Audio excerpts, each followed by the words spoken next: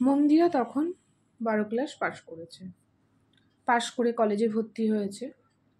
কলেজে ভর্তির 2 মাস পরে মন্দিরের বিয়ে ঠিক হয়ে যায় প্রীতমের সাথে। যদিও বা তাদের সম্পর্কটা নিজেরা দেখে শুনে করেছিল, পরে বাড়ি থেকে মেনে নিয়েছে।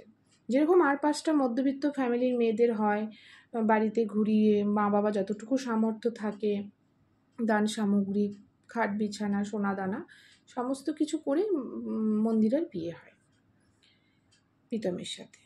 কিন্তু মন্দিরা ছিল শ্যামলা, প্রীতম কালো। কিন্তু সেটা মানতো না যে ও কালো। কালো ফর্সা দিয়ে কী হবে বলুন তো? মানুষের মনের শিক্ষাটাই তো বড় শিক্ষা। কিন্তু মন্দিরাকে বারবার শ্বশুর বাড়ি থেকে কখনো শাশুড়ি, কখনো ননদ, কখনো পিসশাশুড়ি, নানান মানুষের কাছ থেকে শুনতে হতো, আমার বাবু, আমার বাবু, বাবু আরও ভালো বউ পেত।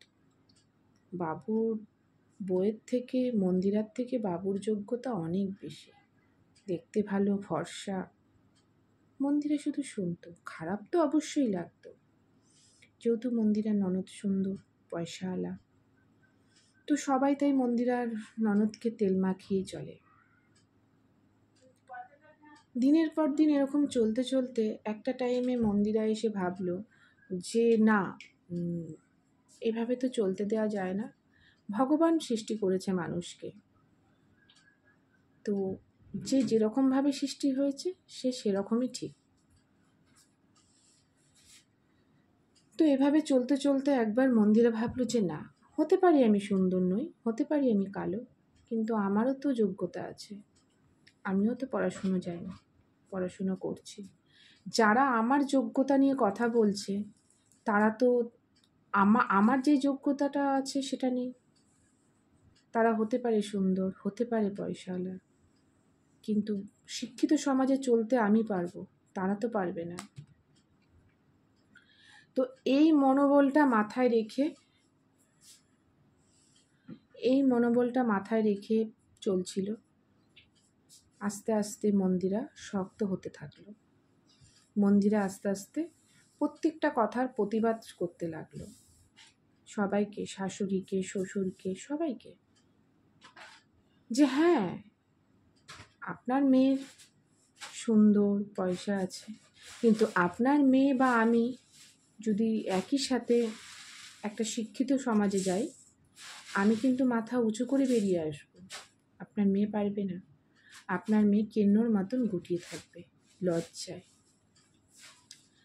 আর যত রকমের কাজ, লেখাপড়া জানা, সব মন্দিরাকে দিয়ে পড়াতো। তখন বলতো এই কাজটা কর, তখন মন্দিরাকে দাম দেয়া হতো। কাজ শেষ হয়ে গেলে আর দাম দেওয়া হয় না। তাহলে এটা কেমন যোগ্যতা? এটা কেমন ভালোবাসা? এটা কেমন স্বার্থপরতা? নিজের কাজ শেষ হয়ে গেলে তার আর কোনো দাম থাকে না। এইভাবে বেশ কিছুদিন চলতে থাকে, আর তাতেই আস্তে আস্তে মন্দিরা শক্ত হতে থাকে। মন্দিরা ভাবতে থাকে যে না, এভাবে চলতে দেওয়া যায় না, আমারও তো আছে, আমার আত্মসম্মান বোধ আছে, আমি পড়াশুনো শিখছি, আমি স্বাধীন ভারতে, আমি স্বাধীনভাবে বাঁচব, আমাকে কেন কেউ আমাকে নিয়ে উপহাস করবে? আমি শুনবো না, আমি কখনো শুনবো না। মন্দিরা তখন ভাবলো যে যার নিজেদেরই যোগ্যতা নেই, যার নিজেরই যোগ্যতা নেই, সে অন্যের বিচার করে কি করে? তখন সে একদিন রেগে গেল। রেগে গিয়ে তাকে বোঝালো, যারা যারা ওকে ইগনোর করতো, ওকে অবহেলা করতো, তাচ্ছিল্য করতো, তাদেরকে বলল, আচ্ছা শোনো, তোমরা সুন্দর, তোমাদের টাকা আছে, আদেও কি তোমাদের যোগ্যতা আছে সমাজে চলার মতন? 5টা লোকের সাথে কথা বলার মতন কি যোগ্যতা আছে? কিন্তু আমার তো আছে। তাহলে তোমাদের তো যোগ্যতা নেই, তাহলে তোমাদের নিজেদেরই যোগ্যতা নেই, তাহলে অন্যের যোগ্যতা বিচার করো কি করে?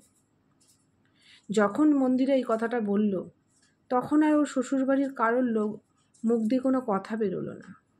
ও চোখে আঙুল দিয়ে দেখিয়ে দিয়েছে যে মন্দিরার কি যোগ্যতা আছে আর তাদের কি যোগ্যতা আছে। মন্দিরা এটা করতে চায়নি, বাধ্য করেছে ওর শ্বশুরবাড়ির লোকেরা এই কথাটা। ওকে যদি একটু সম্মান দিত, ওকে যদি ভালোবাসতো, তাহলে হয়তো এই কথাটা বলতো না।